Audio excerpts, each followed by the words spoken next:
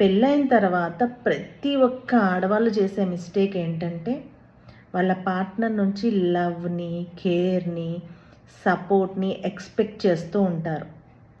ఈ ఎక్స్పెక్టేషన్స్ వల్ల ఏమనుకుంటూ ఉంటారంటే, అయ్యో నాకు ఈ ప్రాబ్లం వచ్చిందా, సో నా హస్బెండ్ ఫిక్స్ చేయాలి అని అనుకుంటారు. కానీ రియాలిటీ ఏంటంటే ఆ హస్బెండ్కి చాలా ఎమోషనల్ ఓవర్లోడ్ ఉంటుంది. ఫ్యామిలీని చూసుకోవాలి, వర్క్ చేయాలి, అండ్ ఫైనాన్షియల్ ఇష్యూస్ ఉంటే తనే హ్యాండిల్ చేసుకోవాలి. ఇన్నిటి వర్క్లోడ్ మీద అవన్నీ పట్టించుకోవడం మానేస్తారు. ఇప్పుడు అస్సలు గొడవ మొదలవుతుంది. సో దీనికి ఒకే ఒక్క సొల్యూషన్ ఏంటంటే, ఈ ఎక్స్పెక్టేషన్స్ని అండూ చేసి start rewiring your mind and rediscover your self.